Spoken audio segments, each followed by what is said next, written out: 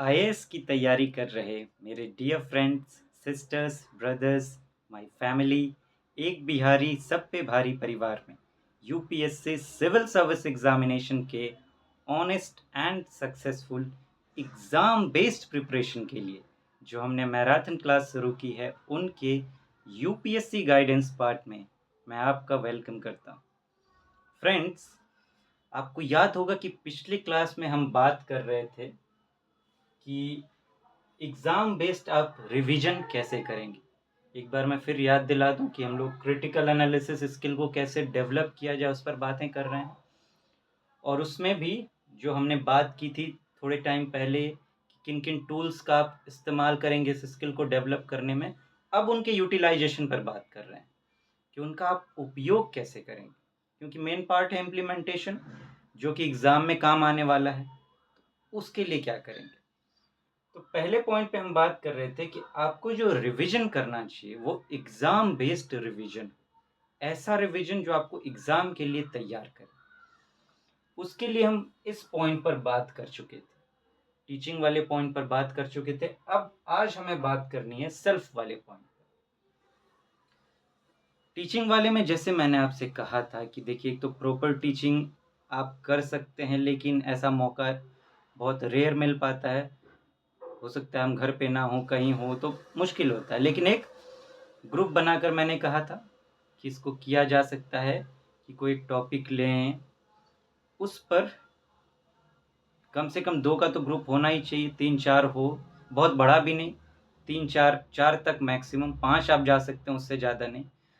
एक ही टॉपिक कोई चुने लाइन बाय लाइन सिलेबस से, और एक दिन एक टॉपिक चुने, 1 डेढ़ घंटा रखें उसके लिए अपने डिस्कशन के लिए, और एक छोटा-सा बोर्ड मिलकर सब ले लें। और फिर क्या करें कि हर दिन अलग-अलग दिन अलग-अलग लोगों को मौका मिलना चाहिए पढ़ाने का। तो ग्रुप में तैयारी सब एक ही टॉपिक का करके आएँगे, लेकिन उसमें से कोई एक पढ़ाएगा। अब उसके बाद अब देखिए, जब पढ़ाने के लिए हम पढ़ते हैं तो आप जानते हैं कि हमें 4 गुना पढ़ना पड़ता है। तो हम कोई गलती के साथ नहीं आएँगे, तो प्रॉपर तैयारी हमने खुद की है, सब उसी तरीके से आए हैं। तो वहाँ जो आप एक तो आप पढ़ाएँगे, उसमें आपने कुछ इम्पोर्टेंट चीज़ें लिख रखी है, सारी तैयारी कर रखी है उसकी। अलग-अलग ने अपनी भी तैयारी कर रखी है, तो होगा क्या, फिर सबका मिलेगा। उस पर क्रॉस क्वेश्चनिंग होगी, सब अपने-अपने पॉइंट्स भी देंगे कि मैंने ये भी लिया है, ये भी। तो एक टॉपिक की कंप्लीट तैयारी हो जाती है इस तरीके से। अब वहाँ होगा, इतनी बार चीज़ें सामने आएँगी, बोलेंगे हम उस तरीके से, तो टॉपिक इस तरीके से तैयार होगा कि ना तो हम भूल सकते हैं, और नई-नई चीज़ें वो पूरे तरीके से तैयार हो जाएगी। चाहे यूपीएससी किसी भी एंगल से क्वेश्चन पूछे, हम आंसर तक पहुँच जाएँगे, क्रिएट कर लेंगे, लिख भी लेंगे, और वो भी बेहतरीन तरीके से। तो ये मैंने थोड़ा-सा रिमाइंडर दिया है जो हमने पिछले क्लास में टीचिंग के बारे में बात की थी, लेकिन वहाँ पे हमने बहुत डिटेलिंग की थी इसकी। अब बात करते हैं सेल्फ की, कि मान लीजिए, कोशिश तो ज़रूर करिएगा, कोशिश ज़रूर करिएगा कि आपका कम से कम एक ग्रुप हो जाए टीचिंग वाला आप आपस में। वो ना हो तो इन दैट केस इमरजेंसी में सेल्फ के साथ आप कर सकते हैं। लेकिन मैं ज़ोर क्यों दे रहा हूँ इस पर करने के लिए? होता क्या है, ये ह्यूमन माइंड है हम लोग का, कि थोड़ी बहुत शो ऑफ नेचर तो हमें होती ही है। इन केस, और दूसरा थोड़ा-सा दूसरों के पास बैठते हैं तो थोड़ा-सा और भी चीज़ें बात सामने आ जाती है कि अरे यार! कैसे मैं वहाँ गलत बोलूँगा? तो हम अच्छे से तैयार करते हैं। सेल्फ के साथ हम थोड़ा-सा, और जो कि गलत है, हमें सेल्फ के साथ ही ज़्यादा ईमानदार होना चाहिए, लेकिन हम ग्रुप में ज़्यादा हो जाते हैं। तो समझ लीजिए ये एक ह्यूमन साइकोलॉजी है, उस वजह से मैं कह रहा हूँ कि वहाँ पे एक पॉज़िटिव प्रेशर होता है ग्रुप में आपके ऊपर कि आप अच्छे से तैयार करें चीज़ों को। यहाँ वो प्रेशर नहीं है, तो इसके लिए बहुत ईमानदार होना पड़ेगा, क्योंकि डेली बेसिस पे हमारे मूड ऊपर-नीचे होते रहते हैं, तो होना मुश्किल होता है। लेकिन इसमें एक पॉज़िटिव प्रेशर होता है। तो फिर भी मैं सेल्फ की बातें करूँ, जो भी टॉपिक आप पढ़ें, आप क्या करें, उसमें 2 चीज़ आप कर सकते हैं। एक राइटिंग की बात होती है, एक डिबेट की बात होती है, दोनों चीज़ें करनी चाहिए।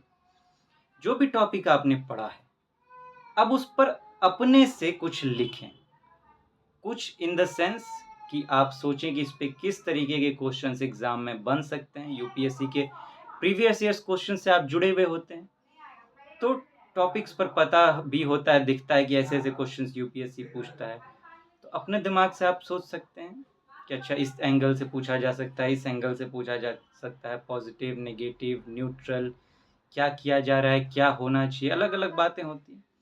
तो आप कोई भी टॉपिक जब पढ़ें तो अपने तरीके से उसको एग्ज़ाम पॉइंट ऑफ व्यू से उस पर पॉइंट्स लिखने की कोशिश करें। एक तो आप ये कर सकते हैं। अब दूसरी बात आती है डिबेटिंग की।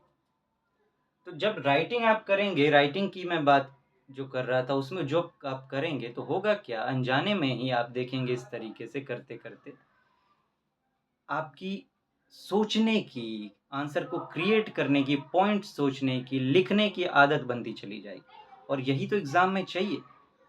इसी से तो हम भागते रहते हैं कि आंसर राइटिंग करने से सब भागते हैं।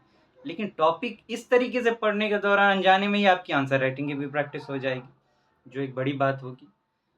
डिबेट में क्या करना है, अब मान लीजिए कोई भी टॉपिक आपने पढ़ा या इसको आप करंट से करने की कोशिश करिएगा।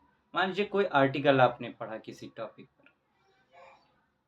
अब आर्टिकल में, न्यूज़पेपर में क्या होता है कि कोई ना कोई मत स्थापित किया जाता है, अपना-अपना पॉइंट ऑफ व्यू दिया जाता है। तो किसी ने किसी टॉपिक के बारे में मान लीजिए एक पॉइंट ऑफ व्यू दिया। उसको पढ़ने के बाद हमारा भी एक पॉइंट ऑफ व्यू उसके हिसाब से बन जाता है।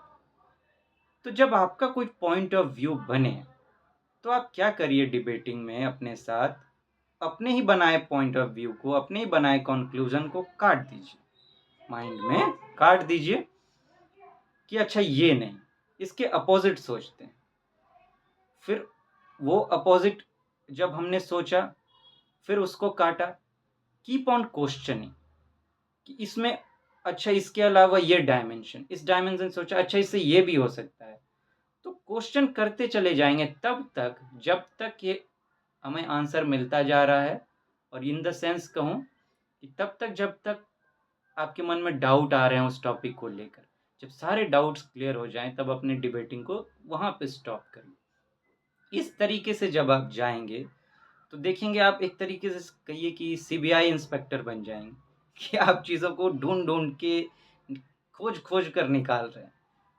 तो अनजाने में ही सही होगा क्या इससे कि एग्ज़ाम में जो क्वेश्चन्स आते हैं ना उनको समझना पड़ता है। कई बार समझने में गलती हो जाती है, एंगल पकड़ नहीं पाते हम किस तरीके से आंसर देना है।